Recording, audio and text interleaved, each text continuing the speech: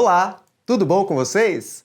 Eu sou o Cleiton e estarei aqui no projeto Aprova Brasil, analisando os aspectos da língua portuguesa, preparando vocês para o SAEB 2023.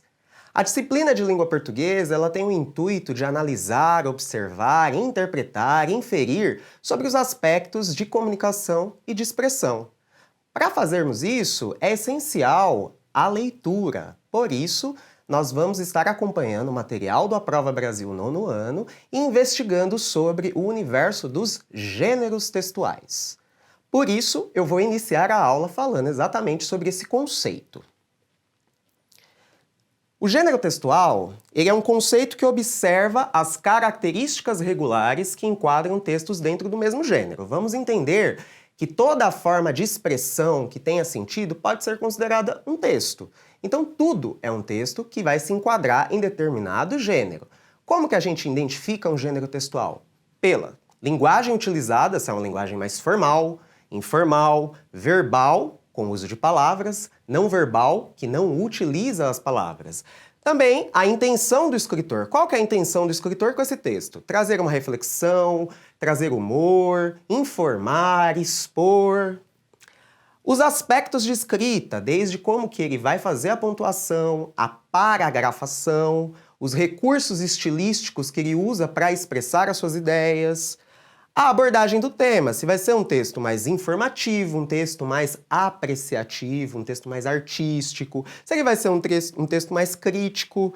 E também os meios de circulação, que isso é um ponto muito importante. Esse texto vai ser circulado aonde? Vai ser publicado em livros, vai ser postado em páginas da internet, vai ser enviado como uma mensagem de celular. Para entendermos um pouco melhor sobre o gênero textual, vamos ver um exemplo de gênero textual. Vocês conhecem a biografia? A palavra biografia nós podemos desmembrar ela em duas partículas. A partícula que inicia a palavra, e normalmente nós conhecemos ela como prefixo, significa vida. E a partícula que finaliza a palavra, ou seja, normalmente ela vem no finalzinho das palavras, conhecidas como sufixo, significa escrita. Então, juntando as duas palavras, nós temos, então, escrita da vida. Então, a biografia é um gênero textual que tem a finalidade de relatar os fatos mais marcantes de uma personalidade, uma pessoa que teve alguma contribuição para a sociedade ou para a história, que se destacou. E um ponto importante desse texto é que ele é escrito na terceira pessoa do discurso, ou seja, é sobre alguém, né? Estou falando sobre alguém, ele ou ela. E é um texto narrativo, porque ele está narrando momentos importantes dessa personalidade.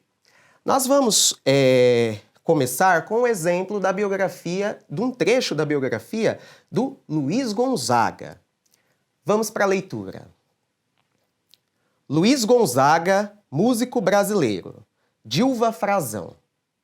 Luiz Gonzaga, 1912-1989, foi um músico brasileiro, sanfoneiro, cantor e compositor, recebeu o título de Rei do Baião.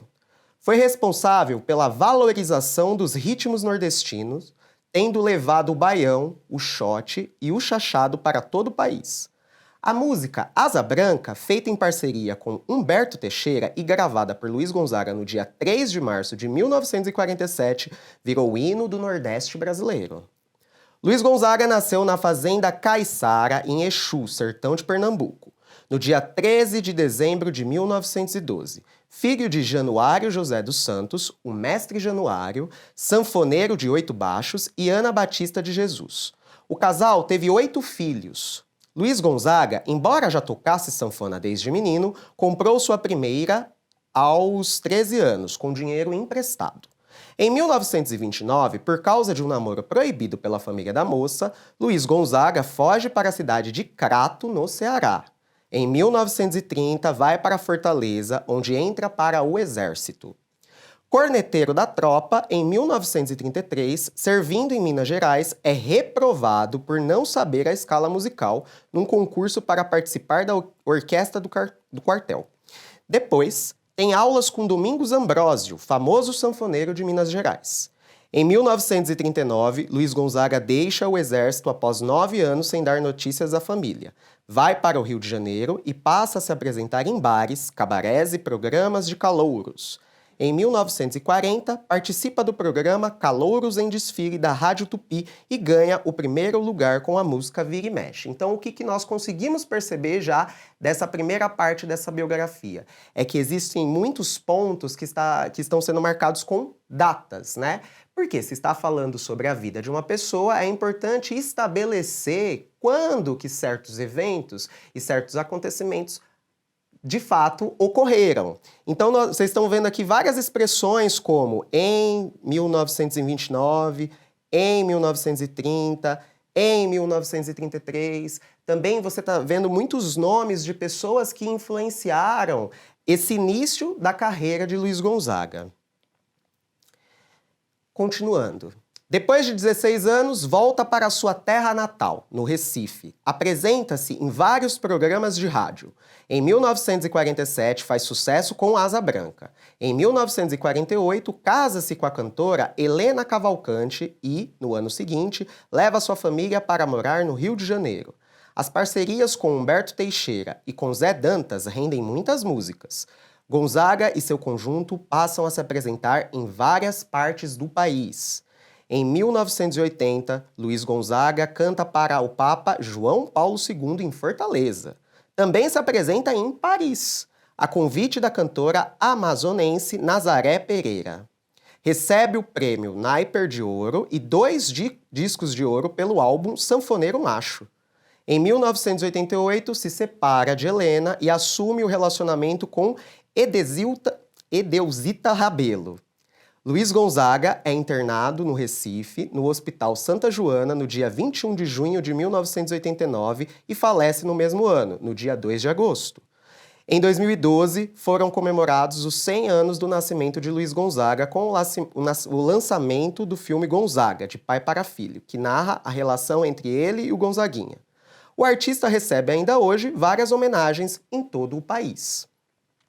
Então, aqui nós temos a consolidação, né, da carreira do Luiz Gonzaga e até, né, os seus últimos momentos, incluindo as informações de onde ele morreu. Também temos informações do quanto ele foi consagrado, né, teve até essa comemoração do centenário dele, um filme que retrata toda a trajetória de vida e ainda faz a menção ao seu filho, Gonzaguinha, que também viera a ser um cantor de música popular brasileira.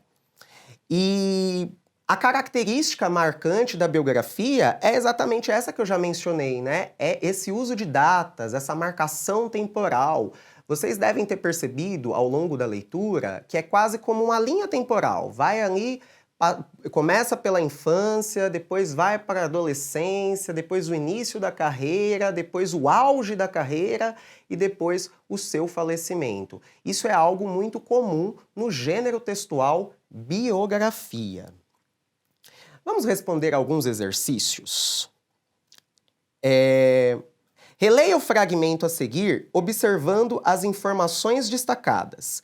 Em 1939, Luiz Gonzaga deixa o exército após 9 anos sem dar notícias à família. Em 1940, participa do programa Calouros em Desfile da Rádio Tupi e ganha o primeiro lugar com a música Vira e Mexe. Nas biografias, comumente são apresentados dados precisos, informações exatas. Por quê? Qual é a relação entre essa característica e o gênero? É justamente o que eu acabei de dizer, porque se uma biografia ela tem o intuito e a finalidade de relatar, narrar a vida de uma pessoa, ela precisa dessas datas, ela precisa de informações verídicas e exatas. Então, desde as localidades onde aconteceram os eventos da vida dessa personalidade até as datas. A segunda pergunta fala: de acordo com os parágrafos finais da biografia, pode-se inferir que Luiz Gonzaga só foi reconhecido no Nordeste? Fez carreira internacional? Ficou restrito ao rádio? Parou de tocar a sanfona na adolescência? Então aqui, ó, nós podemos começar, né, eliminando que ele não parou de tocar sanfona pela leitura. Ele também não ficou restrito ao rádio, na verdade ele foi até premiado, né? Só foi reconhecido no Nordeste? Imagina, ele foi reconhecido no país inteiro. Inclusive, se vocês se lembram, pela leitura que eu acabei de fazer, ele foi se apresentar em Paris. Então, a resposta mais adequada seria: fez carreira internacional. Releia o texto e observe as datas. Geralmente, elas aparecem em ordem cronológica, porque seguem os acontecimentos, aleatória, porque não representam a realidade de uma vida, cronológica, porque relatam uma etapa de vida atemporal, aleatória, porque não tem compromisso com a verdade. Como eu havia falado, né, esse texto está passando uma ideia cronológica. Nós temos uma sequência de datas que vai desde o seu nascimento até as primeiras cidades onde ele morou, depois passa pela sua adolescência, passa pela consolidação da sua carreira, até terminar com as informações sobre a sua morte. Então nós temos duas opções aqui como cronológicas, a opção A e a opção B. Na A está dizendo cronológica porque seguem os acontecimentos. Exatamente isso. A C está dizendo cronológica porque relata uma etapa de vida atemporal. Uma etapa de vida atemporal é uma vida assim que não teria um fim. Se estamos falando de cronologia, nós estamos falando de algo que tem um início e tem um fim. Então aqui a resposta mais adequada é a resposta alternativa A. Beleza? Identifique as expressões adverbiais de tempo presentes nos trechos a seguir e copie-as. Antes de eu responder isso aqui, eu gostaria de relembrar vocês sobre os advérbios. O que são os advérbios? São aquelas palavras que elas vão dar uma circunstância para alguma informação que nós estamos transmitindo. Essas circunstâncias podem ser temporal, pode ser de lugar, pode ser de intensidade, pode ser de modo. Vou dar um exemplo para vocês para ficar bem mais fácil. Hoje eu estou aqui conversando calmamente com vocês sobre língua portuguesa. Nessa frase que eu acabei de falar, eu usei 3 advérbios. Hoje, marcando o tempo, aqui, marcando o espaço, e calmamente, marcando o modo. Então, isso são os advérbios. Agora eu quero que nós entendamos as locuções, porque muitas vezes a gente escuta essa expressão locução adverbial, locução verbal, locução prepositiva, locução adjetiva. O que são as locuções? As locuções são o conjunto de 2 ou mais palavras exercendo a mesma função gramatical.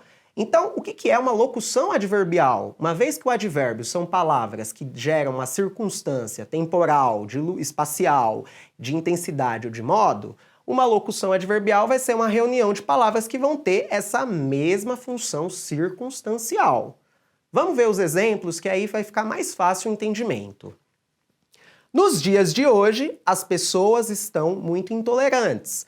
Toda essa expressão, nos dias de hoje, ela localiza o tempo dessa informação, ela cria essa circunstância de tempo. A próxima, o passarinho pousou na janela.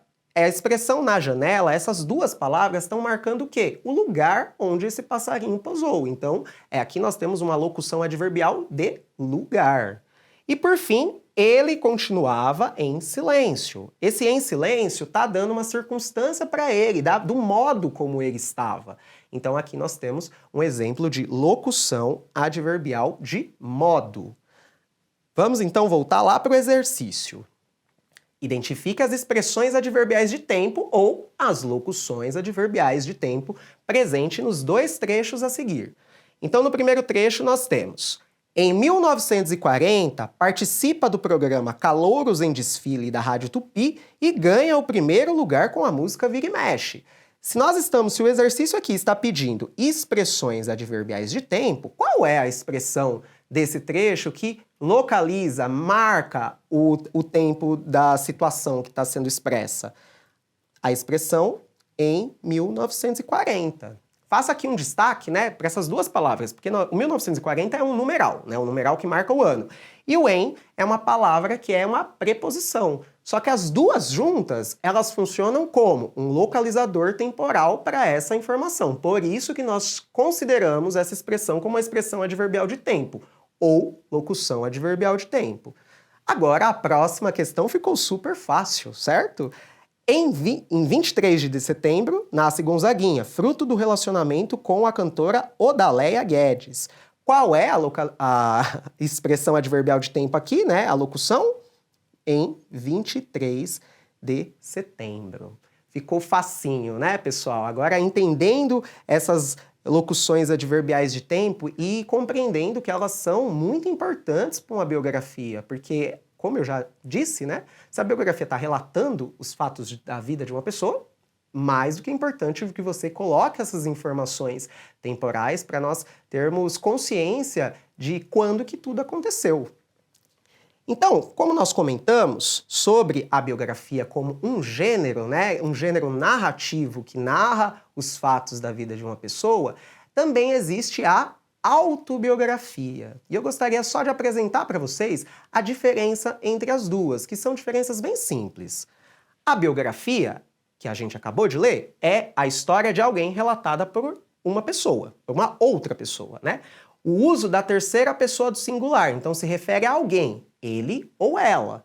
Já a autobiografia é a história de alguém relatada por ela mesma, o uso da primeira pessoa. Então, enquanto a biografia você tem um relato de outra pessoa sobre uma personalidade de destaque, a autobiografia se trata exatamente da própria personalidade contando a sua história. Então aí a gente vai ter usos diferentes, né? Tanto das conjugações verbais quanto dos pronomes. Em uma, a gente se refere a uma terceira pessoa, ele ou ela. E na autobiografia, a gente se refere a nós mesmos.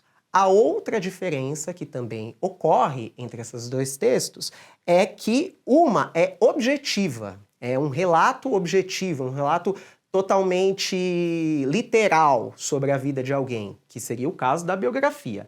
Já a autobiografia, por ser uma escrita autoral, própria da pessoa que está falando sobre sua vida, ali a gente pode ter uma visão um pouco mais subjetiva, no sentido de que percepções únicas, singulares dessa personalidade sobre acontecimentos da sua vida. Muito bacana, né? Tudo isso que forma esse gênero textual biografia. Agora nós vamos conhecer um outro gênero textual, que é a crônica. A crônica é um gênero que circula tanto na esfera jornalística como na esfera literária. Pode-se apresentar como uma narrativa ou um texto de caráter argumentativo que aborda temas da vida cotidiana, abrangendo assuntos das áreas mais diversas. Então, as características principais da crônica: ela é curta, tem uma linguagem simples, a sua narrativa, e esse é o ponto principal que eu quero que vocês peguem, é sobre o cotidiano, é sobre as banalidades que nós estamos vivendo. Quando nós pensamos em contações de histórias e narrativas, nós sempre pensamos em histórias muito mirabolantes, muito fantasiosas. A crônica, ela pode ter exageros, mas é sobre a nossa vida do dia a dia. Ela tem, muitas vezes, um tom irônico, humorístico, mas muitas vezes crítico, e também ela pode ser reflexiva e poética. E normalmente ela é publicada em jornais, revistas ou hoje muito utilizadas na internet. Eu vou fazer agora com vocês a leitura de um exemplo de uma crônica de um escritor chamado Rubem Braga. Ele é um dos principais cronistas da nossa língua portuguesa. Vamos para a leitura. O homem rouco. Deus sabe o que eu andei fazendo por aí. Coisa boa não há de ter sido, pois ele me tirou a voz. Ela sempre foi embrulhada e confusa. A mim próprio, muitas vezes, parecia monótona e enjoada, que dirá aos outros. Mas era, afinal de contas, a voz de uma pessoa, e bem ou mal, eu podia dizer ao mendigo: não tenho trocado. Ao homem parado na esquina: o senhor pode ter a gentileza de me dar o fogo? E ao garçom: por favor, mais um pedaço de gelo. Dizia certamente outras coisas, e numa delas me perdi. Fiquei dias afônico. E hoje me comunico e lamento com uma voz de túnel, rofenha, intermitente e infame. Ora, naturalmente que me trato. Deram-me várias pastilhas e um especialista me receitou uma injeção e uma inalação que cheguei a fazer uma vez e me aborreceu pelo seu desagradável jeito de vício secreto ou de rito religioso oriental. Uma leitora me receitou pelo telefone chá de pitangueira, laranja da terra e eucalipto, tudo isso agravado por um dente de alho bem moído. Não farei essas coisas. Vejo-me à noite, no recolhimento do lar, tomando esse chá dos tempos coloniais e me sinto velho e triste de cortar o coração. Alguém me disse que se trata de rouquidão nervosa, o que me deixa desconfiado de mim mesmo. Terei muitos complexos? Precisamente quantos? Feios? Graves? Por que me atacaram a garganta e não, por exemplo, o joelho? Ou, quem sabe, havia alguma coisa que eu queria dizer e não podia, não devia, não ousava, estrangulado de timidez, e então engoli a voz? Quando era criança, agora me lembro, passei um ano gago porque fui com outros moleques gritar "Capitão Banana!" diante da tenda de um velho que vendia frutas e ele estava escondido no escuro e me varejou um balde d'água em cima. Naturalmente, devo contar essa história a um psicanalista, mas então ele começará a me escarafunchar a pobre alma e isso não vale a pena. Respeitemos a morna paz desse brejo noturno onde fermentam coisas estranhas e se movem monstros informes e insensatos. Afinal, posso aguentar isso? Sou um rapaz direito, bem comportado, talvez até bom partido para uma senhorita da classe média que não faça questão da beleza física, mas sim da moral? Modéstia à parte. O remédio é falar menos e escrever mais, antes que os complexos me paralisem os dedos, pobres dedos, triste mão que... Mas, francamente, página de jornal não é lugar para a gente falar essas coisas. E vos direi, senhora, que a voz é feia e rofenha, mas o sentimento é límpido, é cristalino, puro e vosso. O que nós temos aqui? Uma belíssima abordagem de uma situação comum a quase todo mundo, né? Quem nunca ficou rouco, afônico, sem voz?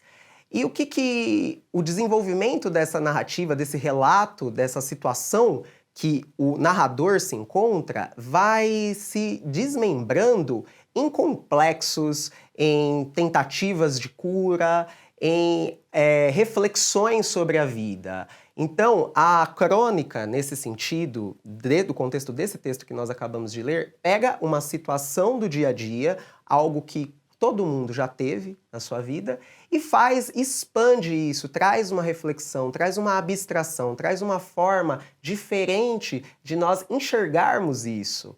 Ele volta para si mesmo, né? Ele volta para si mesmo pensando, mas por que eu perdi a voz? A voz é algo marcante, né?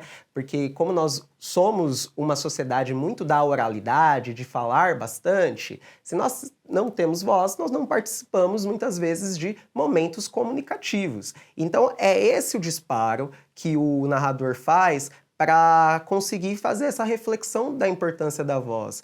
Mas é interessante porque mesmo que ele diga que não está sem voz, nós percebemos a voz nesse texto, né? Inclusive, a gente vê até um gracejo aqui no final, ó, e vos direi, senhora, que a voz é feia e rofenha, mas o sentimento é límpido, é cristalino, puro e vosso.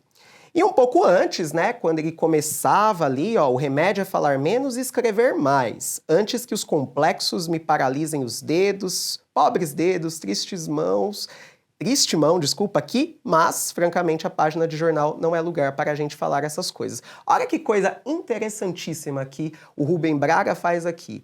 Ele está falando sobre o processo dele estar escrevendo uma crônica sobre o dilema que ele está passando. Então, esse recurso, né, que ele usa aqui de usar a crônica para falar que vai fazer uma crônica, nós conhecemos ele como metalinguagem. Prestem bastante atenção nessa função. É uma função da comunicação que usa de um código para falar sobre o próprio código. Vou dar exemplos para ficar mais simples o entendimento desse conceito. Usar da língua portuguesa para explicar a língua portuguesa. Então eu estou usando aqui um material da língua portuguesa para explicar o que é a metalinguagem. Então, isso é metalinguagem. Outro exemplo, para a gente sair da questão do texto verbal. Assistir a um filme que sua história é sobre a realização de um filme. Será que vocês já viram? Um teatro que a história é fazer um teatro, uma novela que a história é fazer uma novela, ou uma série que a história é a gravação de uma série.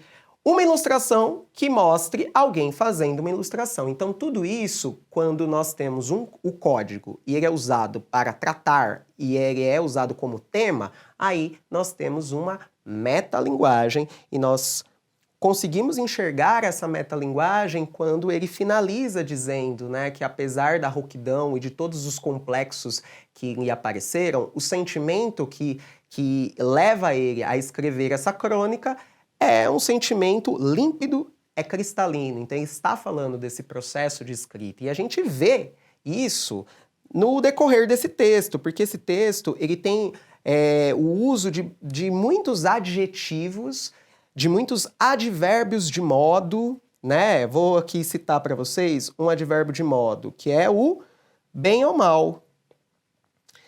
Mal com L, né? Que é o contrário de bem. Porque o mal com U, às vezes a gente tem essa dificuldade, o mal com U é o contrário de bom. E bom e mal com U são adjetivos, são qualidades. Bem e mal são advérbios de modo, eles dão uma circunstância, não necessariamente uma característica. Então, por exemplo, ele diz assim: mas era, afinal de contas, a voz de uma pessoa. E bem ou mal, eu podia dizer. Aí ele né, começa falando mal da sua voz, mas depois ele fala assim, bem ou mal, mas eu falava como qualquer outra pessoa.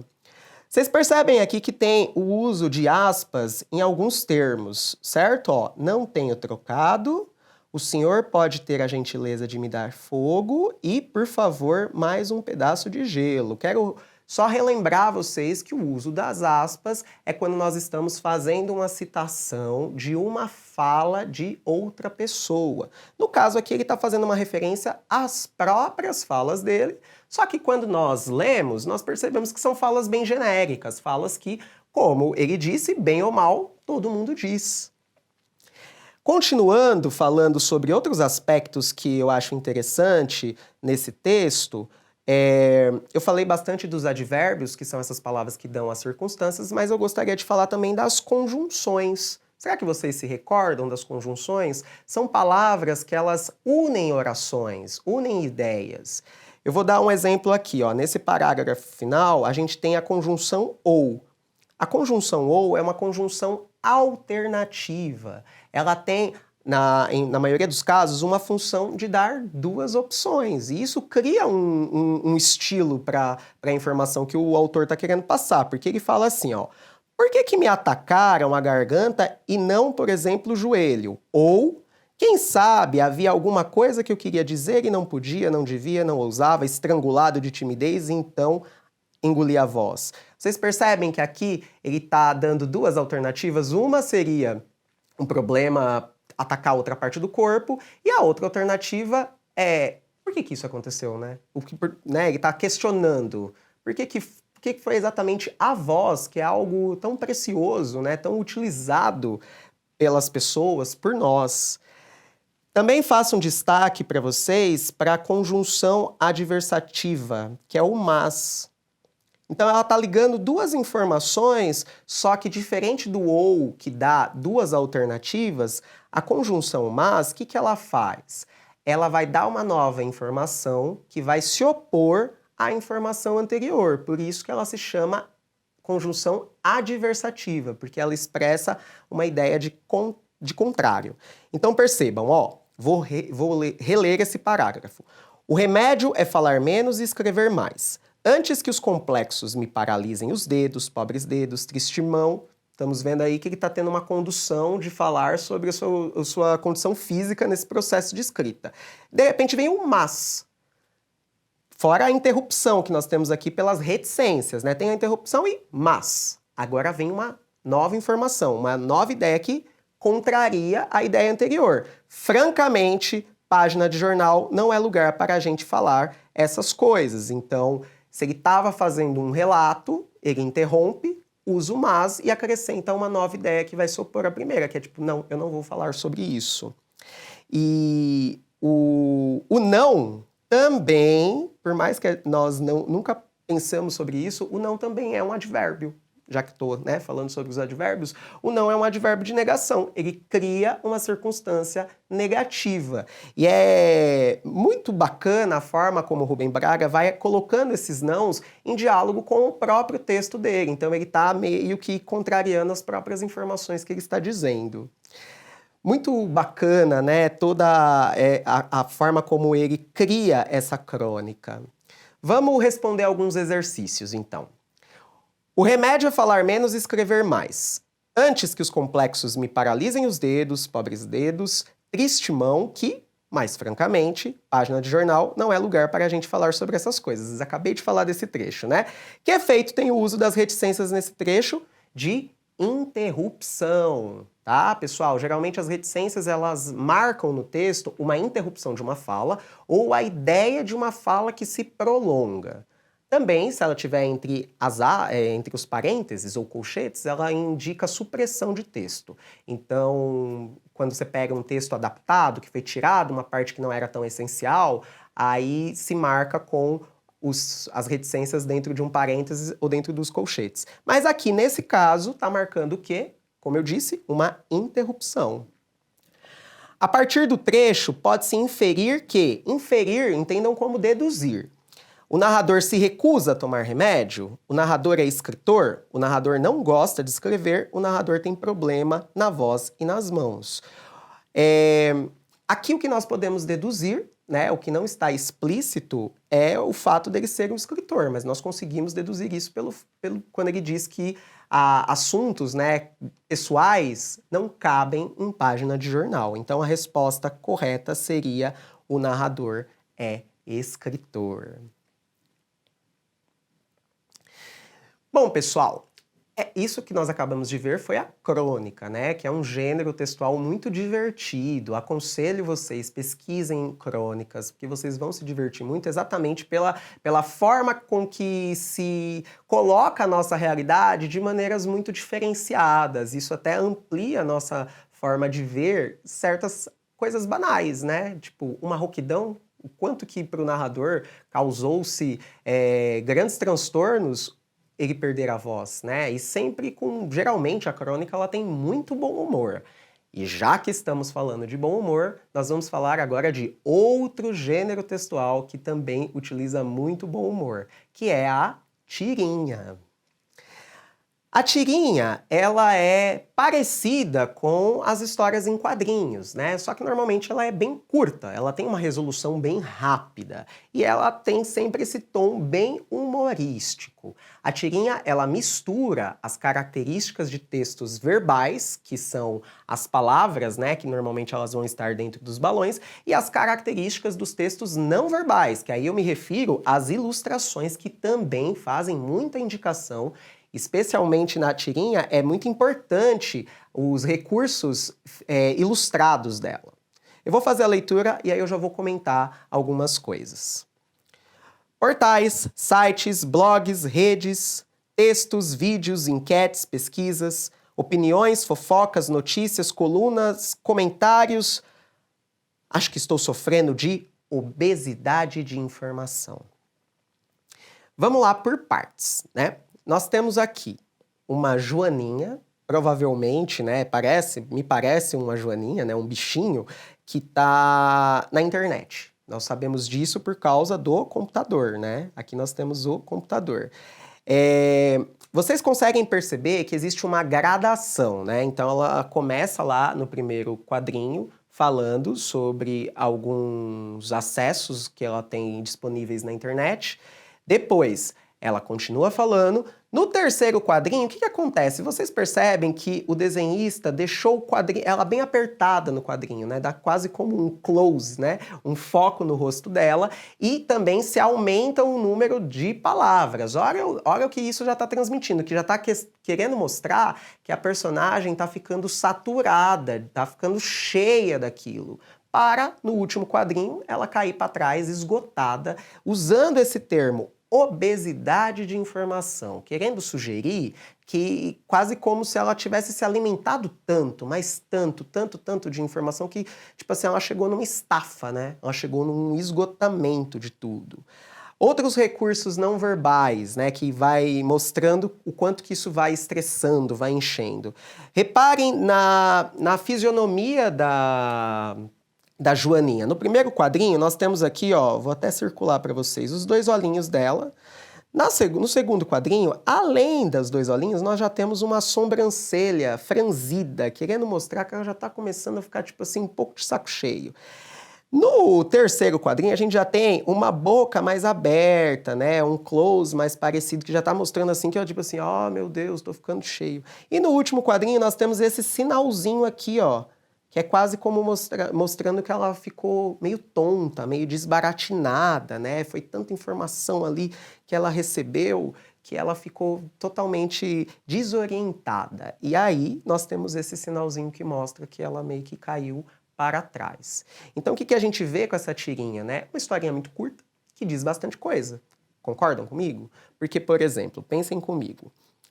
Nós estamos vivendo, atualmente, uma vida que nós estamos expostos a muitas coisas, né? A vídeos, a textos, a música, a muita informação.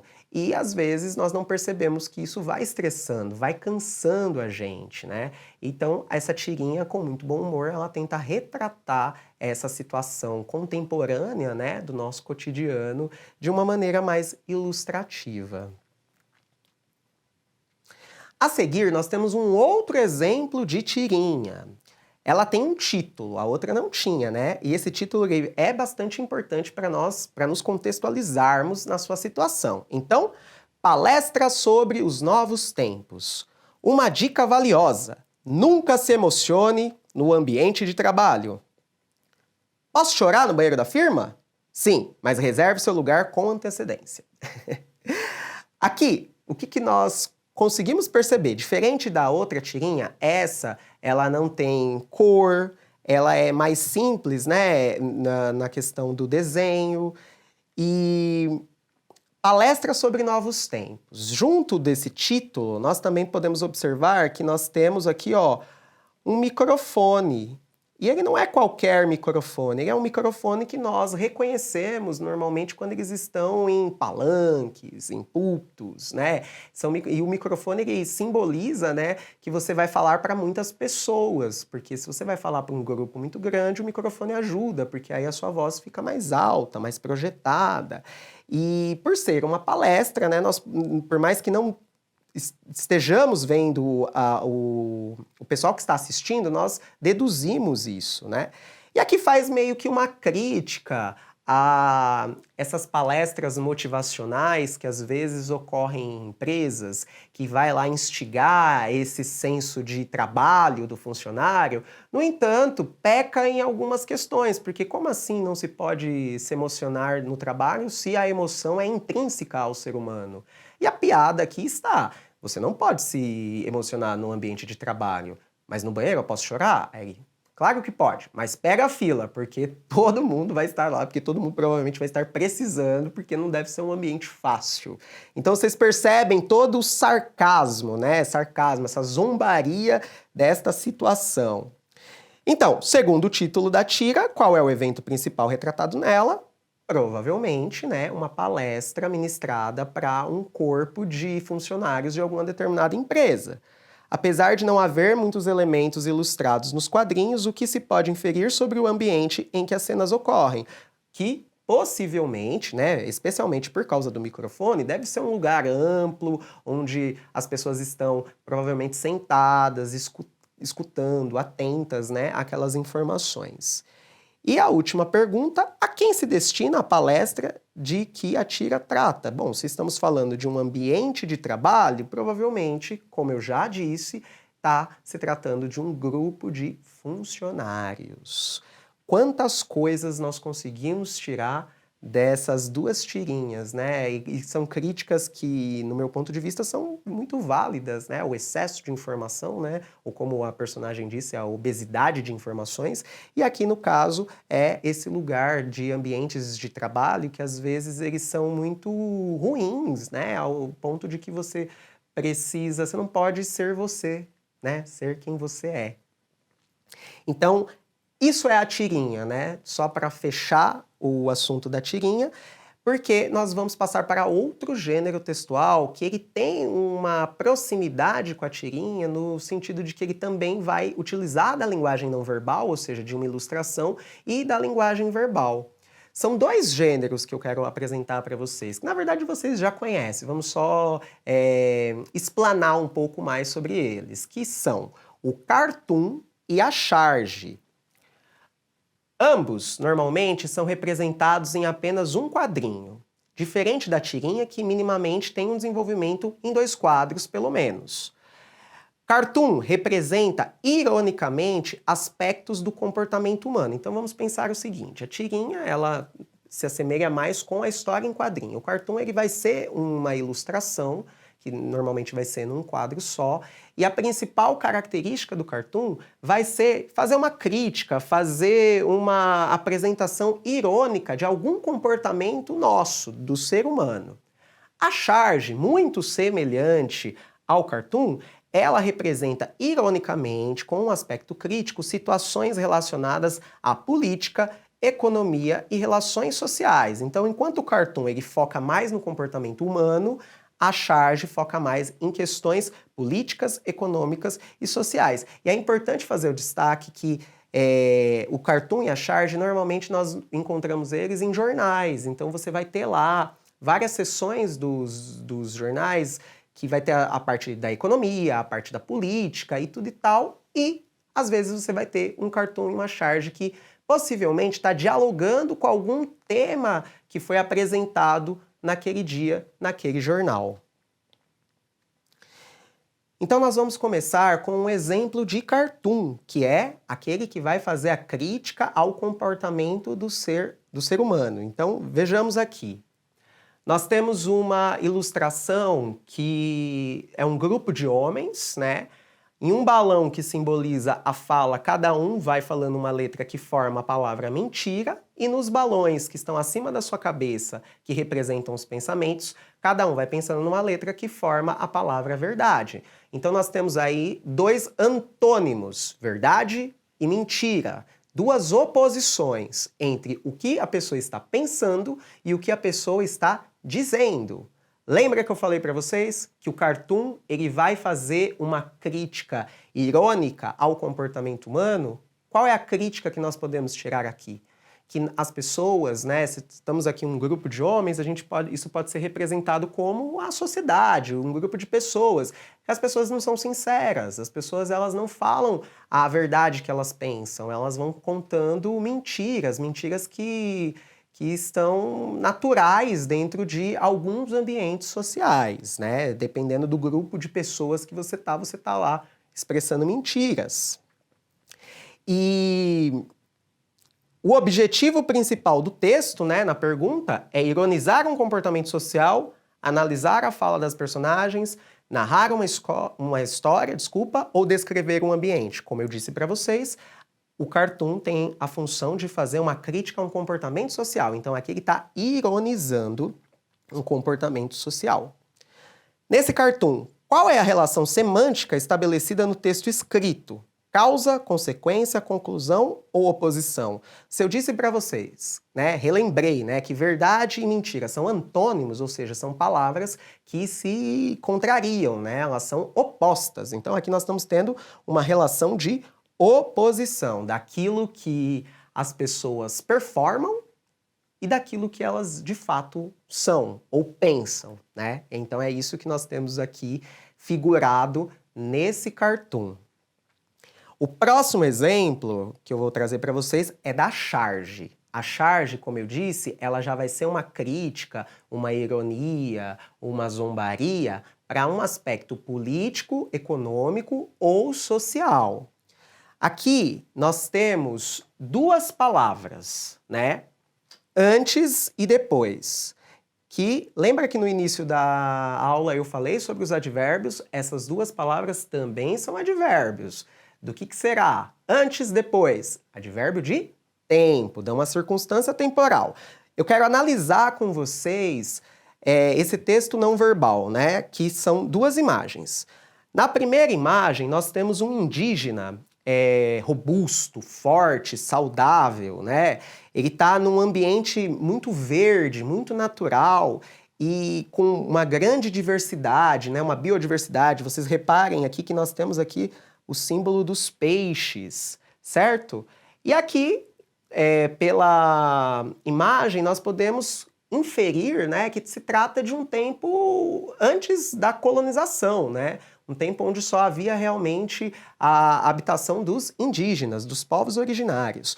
Na segunda imagem, nós já temos uma imagem que já retrata mais urbanidade, né? Cidade, poluição. Nós estamos num ambiente que parece um lixão. E a figura principal, que é o indígena, vocês já percebem que ela está magra, ela está bem fraca, com uma aparência meio de doente, está se alimentando de sobras, né, dentro de um lixo.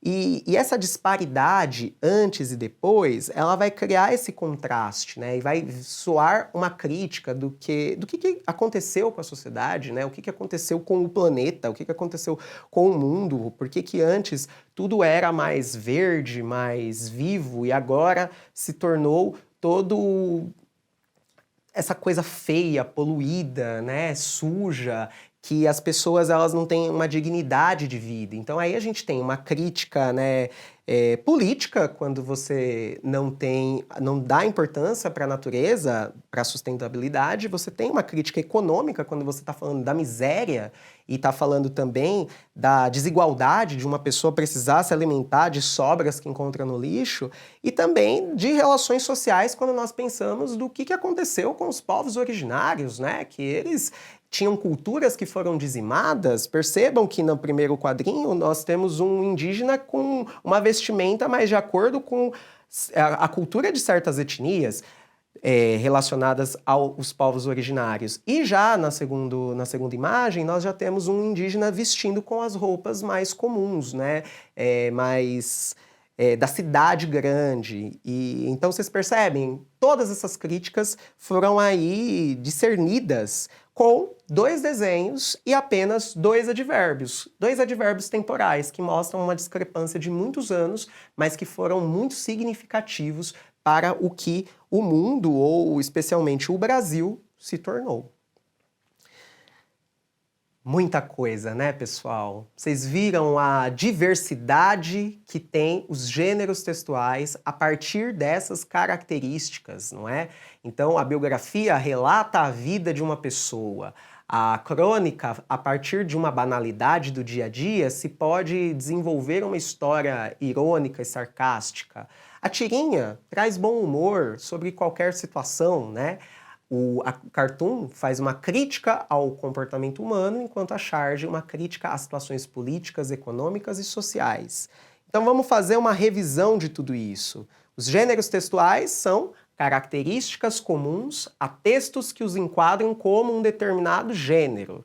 E nós vimos todos esses que eu já citei para vocês como exemplos de gêneros textuais. Também eu relembrei para vocês o que são os advérbios, as palavras que criam circunstâncias às informações, e as locuções adverbiais, que são o conjunto de duas ou mais palavras que vão funcionar como advérbios. No texto da biografia, elas funcionavam como advérbios temporais, porque marcavam situações temporais. Também comentei com vocês sobre a metalinguagem, que é o código sendo usado para tratar do próprio código. E faço um destaque importante que quando vocês fizerem uma leitura tanto de um texto que seja verbal ou não verbal, é importante deduzir as informações transmitidas ou contidas no texto. Então, pessoal, é importantíssimo que vocês treinem bastante a leitura. E a leitura também de textos que misturam linguagem não verbal. A tirinha, os quadrinhos, as charges, os cartoons. Treinem o olho de vocês para conseguirem captar todas as informações que são possíveis serem encontradas nas ilustrações, porque elas também dizem algo, elas também contribuem para a história final. Um autor de um cartoon, uma tirinha ou um charge, ele não pensa só no texto que está sendo escrito com palavras, ele pensa nas expressões, né? Vou só retomar aqui, observem aqui a expressão do indígena no antes e a expressão do indígena no depois. Esses detalhes, eles são importantíssimos na hora da resolução de uma prova. Então é isso, pessoal.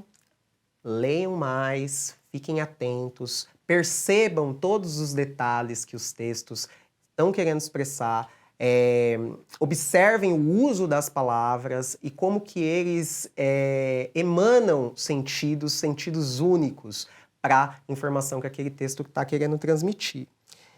Então, bons estudos e até a próxima aula.